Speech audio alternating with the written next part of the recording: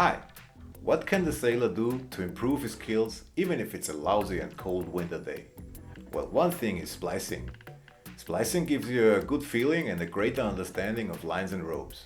And in this episode I want to show you how to produce a very pretty and useful piece of equipment, a SoftShakle. And this is everything needed to produce a SoftShakle. A scissors, some rigging yarn and a needle, a splicing tool called Splicer, or if you just want to try things out without buying splicing tools, you can also use a bit of a wire, and of course some Dyneema line. And off we go! First of all, I cut off 80 centimeters of Dyneema line.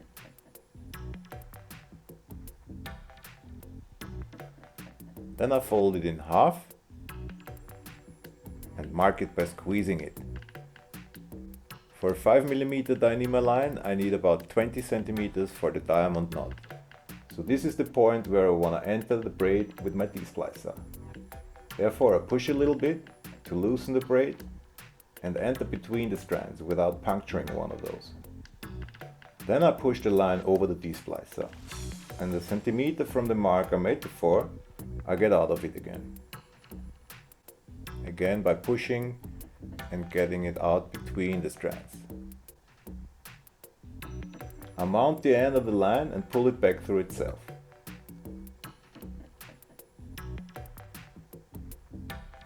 It's more a pushing actually.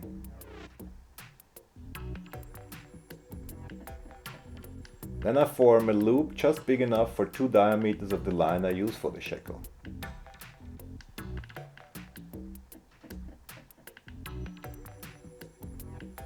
A little bit more. Now we're talking.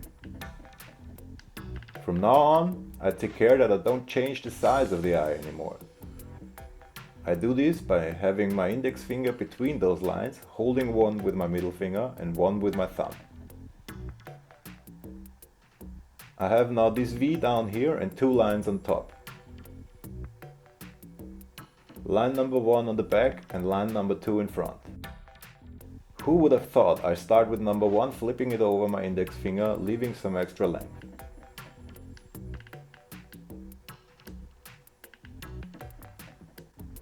Then I form a loop with number 2 on top of number 1. Then I push the extra length of number 1 through the eye of number 2. Now it looks like this.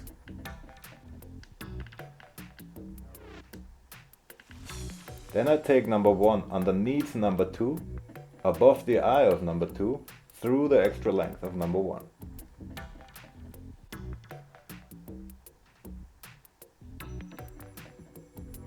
Then I push and pull and form it so it gets a pretty and symmetric thing.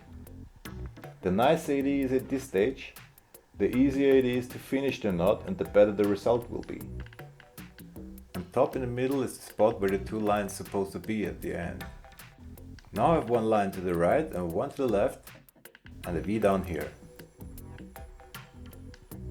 I take the one on the right side and go around the left side of the V and then up through the middle of the knot. Then I flip the whole thing 180 degrees and do the same thing again. I take the one on the right side and go around the left side of the V and then up through the middle of the knot. The 2 lines should come out of the same spot in the middle of the knot. Size of the eye? Check! Now I hold it tight with my right hand and push and pull to form the knot. I start very gentle and increase the force of pulls very slowly, and if there is a loop like this, I just push it on and go on pulling, pushing, pulling, pushing, pulling, pushing. And as soon as I like the shape of my knot, size of the eye check, I can tighten the knot.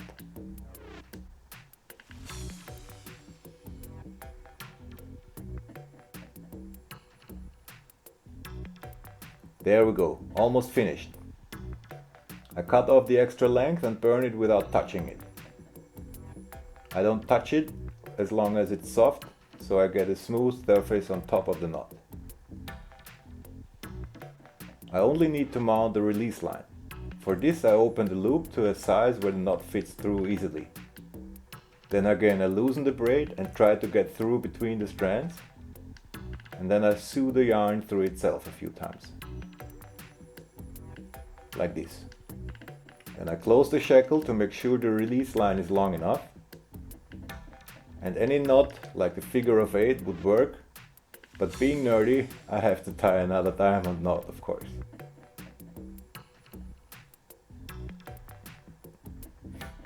So finished!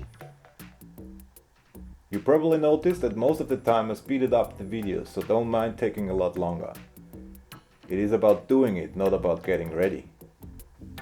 There you go, a very nice and useful piece of equipment. I love it. Here I want to show you how you can use a bit of a wire instead of a D-splicer. It is actually not that easy as with a D-splicer, and it doesn't give you the same quality result, but it's good enough for a one-time try. Yep, that's it. I hope you enjoyed today's episode. And if you have questions or suggestions, just shoot me an email or contact me via my homepage. Thanks for watching. Peace.